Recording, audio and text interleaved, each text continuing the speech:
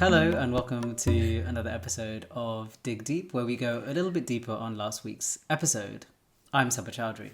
And I'm Sharan Dhaliwal. Last week you told me the incredible story and legacy of Shivananda Khan, who uplifted and empowered communities across the globe, actually. And his work resonates still today. And it got me thinking about activism. What is activism? Who is an activist? Who gets to be an activist? Who's allowed to be an activist?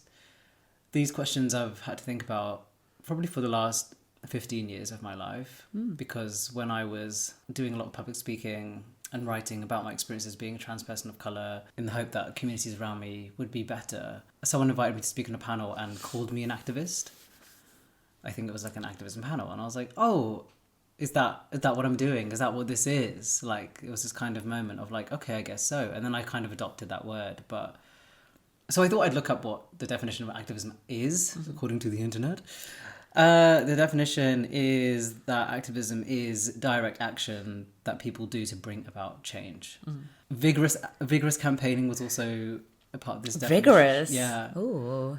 And I think that actually is a lot of what people think about when they think of activism. They think of like someone protesting and shouting really loudly, someone chaining themselves to a tree or a tank or a plane, and that's activism. And that, I think, in itself highlights the problem with activism, which is that it's an activity that is for specific people with particular access, with particular privilege, with particular time, resource, energy.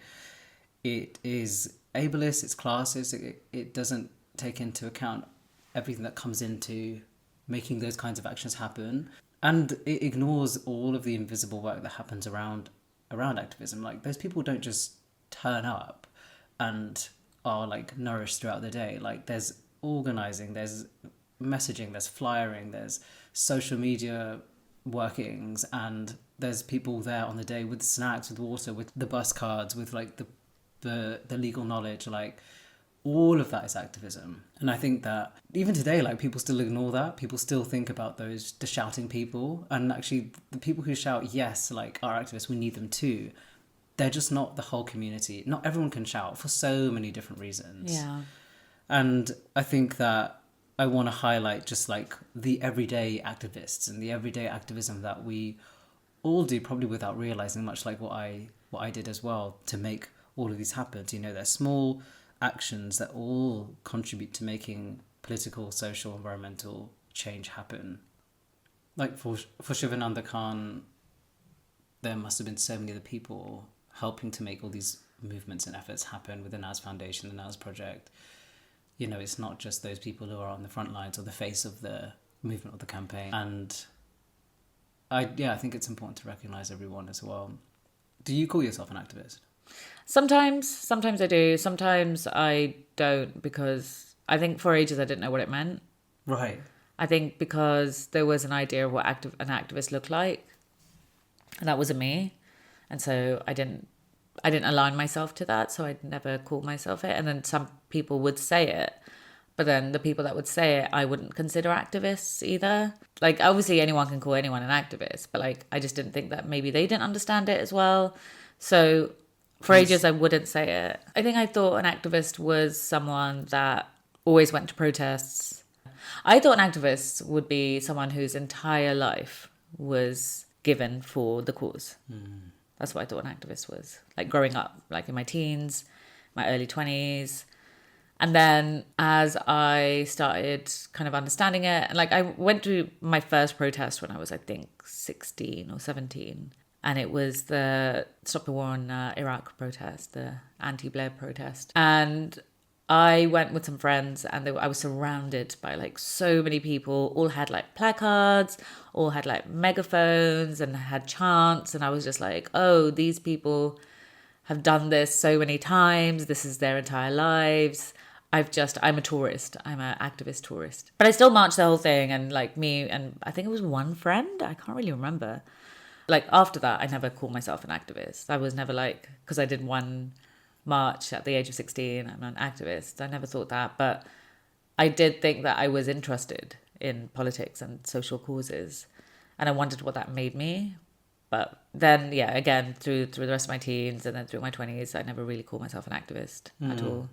That's so sad. Like, you saw the people there and you were like, oh, well, I'm not doing that. Like, I don't have a megaphone or a placard. I'm not shouting, and this isn't like my 100th protest. That's not me. I'm not an activist. Well, I guess it's also because, like, what's been defined as an activist in mainstream media, and usually activism in mainstream media is disruptive people who get arrested. Yeah. You know, it's because they want to, I guess, they want to paint them all in a negative brush. So an activist isn't something that a lot of people would have strived for if, you know, at that age in the early 90s, as a young person, you would kind of be a bit scared maybe of being called an activist. And I think that because of that, I probably just was like, oh, that's not me then, because I'm not ready to go to jail, you know? Yeah. And that's exactly what you mean when you say, like, people sacrifice themselves for the cause. They're so ready to get arrested, and that's exactly why it puts up so many barriers for them, people who can be involved in activism and quote unquote call themselves activists. You know, it's such a privileged thing to be able to do and to say and to Absolutely. be ready for. Yeah. Arrest me. But I also think that the word activist, whatever it actually meant at the time to the people who were activists and to the community groups who were doing all the work, it was turned into a negative word. And I think that's what's happened to a lot of language, like, you know, woke, like feminism, like, you know, so many words that are turned against you. I think activism was turned against people back in, like, you know, the 70s, 80s, 90s, to be seen as a negative thing, someone that would get arrested, someone that goes against the status quo, someone that you shouldn't align yourself with. You shouldn't go to these community groups. You know, they're bad people. It's like, it's aligned with when you're growing up and you're told, don't hang out with the people that smoke. It's like, don't hang out with the people that go to protests. Yeah. So I think it's, activism was also it had become a dirty word, and it was intentional. It was intentional to turn it into a dirty word, and it worked, and it worked on so many people. And so activism became a scary word for people growing up. But then also reclaiming activism, I feel like, didn't quite work out. Yeah. I think in an attempt to reclaim activism, we've aligned it to ego. Uh-huh.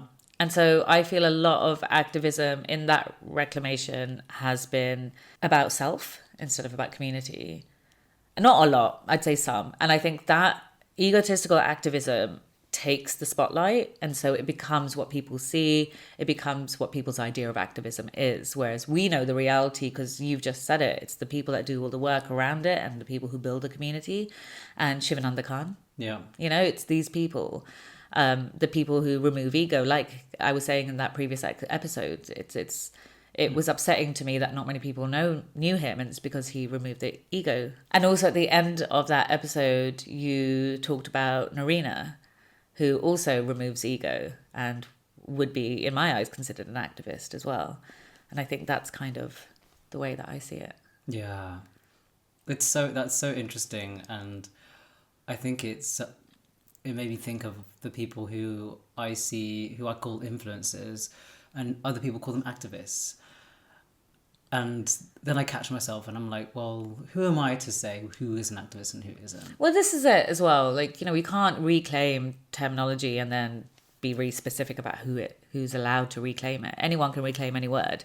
You can also completely change the definition of any word you want. You know, the English language isn't law. You can do what you want with it. But I also think that if terminology changes and the definition changes, we should shift the way that we act around it as well. Yeah. And like, even with the rise of social media, God, I sound so odd. Even with the rise of social media, we've had to change what activism is anyway. Yes. Like, digital activism is a legitimate form of activism. Absolutely. It makes so much change happen. So yeah, I really see what you mean. And actually, if influencers have a platform and a passion and a power to change, then they should do that. And why wouldn't that be activism? Like, it's all for the same Yeah, cause. if that's their tool, you know, if that's their placard, if that's their megaphone, then use it. Absolutely. But is it centered you or is it centered the cause is the difference to me. Yeah, is it just trans men going around topless? And here we go. This is the rant I hear every day. And here we are. That's it. Full stop. That's activism. Yeah. No, it's true. It's true. Is your activism egotistical? And I think that the ego is an issue in a lot of places in the world. You know, when it comes to wealth, when you have the ego there, that's what creates capitalism. You know, when it comes to religion, when you have the ego there, that's what causes radicalism. And I think ego is an issue. No matter what you do in life, you have to be so aware of where your ego and other people's ego is within that space. Yeah. This is such a good conversation, and actually it reminds me of way back in 2019, I was at Campaign Bootcamp doing a talk, and the Q&A was so good. Like, they had such good questions, and somebody asked me, it's a group of young activists and people who want to make change happen. This was what Campaign Bootcamp was. It doesn't exist anymore. Incredible organization. Someone asked me, how do I stop my ego from getting in the way in my activism? I mean, that question, just asking that question in itself, like, that's step one. Exactly. I was so I was just so happy to receive these questions. I was like, you guys are on it. Like, you guys are thinking, and this is the kind of radical thinking that we need around activism. So I wrote this down because it was so powerful. I wrote this down because what I said was so powerful.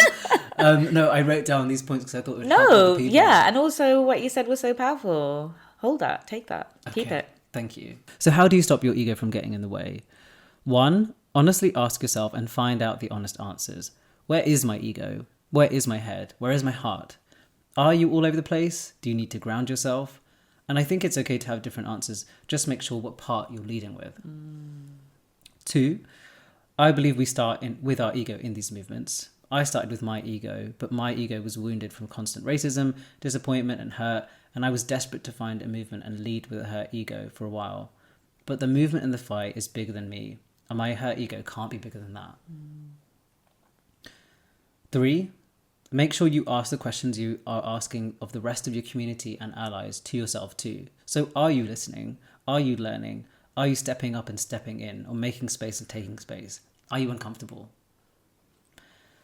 4, create spaces for others that you can trust who have similar positions, lived experiences, and identities to check you, question you, and call you in.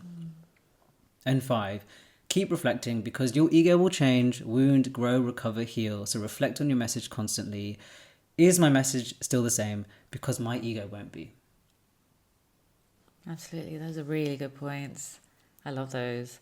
I think everyone should check into all of that, like, often. After a march, after anything, just have a little check-in. After recognition, after awards, after going viral, you know, it's so important to do that. And I say that as someone who's also been in those moments and gotten recognition and awards, and I do try and do that as much as I can. And also just be honest and say, like, yeah, actually, I do want to do this with my ego. Okay, then what? Yeah, and I think there should be a space to have your ego, because you can't completely reject it. It needs to exist within you. It's just how you interact with it. Exactly. And like I said, like, Trans Pride Brighton wouldn't have happened if it wasn't for my ego. Like, to want it to be an inclusive space for people of colour, and as the only, you know, loud person of colour at the time, I had to lead my ego. It had to be me. Yeah.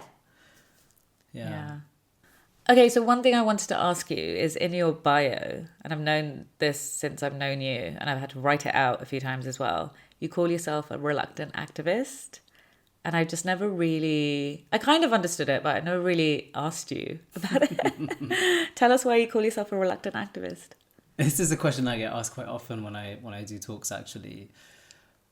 I call myself a reluctant activist because I think people like me, people like us on the margins, we reluctantly have to do this work. Like, yes, you know, Trans Pride Brighton, other movements happen because I want them to happen, but like, it's a lot of work. Like, I don't want to have to keep choosing and fighting and carving out space for myself and trans people of colour. Like, I want these spaces to already exist. Yeah. Because then with the energy I would have used for that, I can go and relax, I can have fun, I can take cute selfies, I can have a bubble bath. Go on holiday. You know, like, I can read for pleasure instead of like, okay, how do I do this? Like, step by step kind of, you know, thing, community practice. I like to include that in my bio because someone called me an activist, but I want to be clear that I've reluctantly taken on that label. And I want people to think about and recognize that, yeah, like, it's not this glamorous position. And again, like, it's not about the ego. It's not about being platformed and being visible and celebrated. Actually, this is part of my work because it has to be. And I don't want that to be there. I wish we were in a world where we didn't have to campaign and do direct action for the things that we deserve. Yeah. And the rights that we all should have. Yeah. I think what it does open up is a conversation then about like the importance of allyship, solidarity, working with other people, partnership, whatever word you want to call it. Because if we have all those people, then reluctant activism doesn't feel so reluctant, because it's like, oh, actually, like Sharan wants this to happen as well. Yeah. And all these people want to happen as well. And it makes me think back to Shivananda Khan's story. And I think I said something like, actually, he made it feel like that work for people with HIV, LGBTQ people, immigrants was everyone's responsibility. And like, what did I say? Something like, if one part of the South Asian community is suffering, then the whole South Asian community is suffering. And I think that's what we all need to remember when we are thinking about, okay, how do I help other people? Or why am I doing this by myself? How can I get people to see that this is all our problem? If the trans community is suffering, then the whole LGBTQ community is suffering, and so on and so on. Yeah. I think that's one of the things that I want to leave our listeners with. I think, there's so many things I actually want to leave you with, our dear listeners and the viewers, is that activism is all our responsibility. There are so many ways to be an activist, and you also don't have to call yourself an activist. And check your ego. Check your ego, guys. Thank you so much for listening to another episode of Dig In. Just to remind you all that the episodes of Dig In are all filmed and on YouTube. If you want to watch us talk to each other, you may do so. And you can check out the really cool slogan t-shirt that Sharan is wearing right now. Yes, I'm wearing a t-shirt that says Mad Ethnic right now. I made it during lockdown and had all the proceeds go to queer people of colour who are disproportionately affected by COVID. Amazing. That's everyday activism right there. Serious. Thanks for listening, everyone. Thank Bye-bye. you. Bye.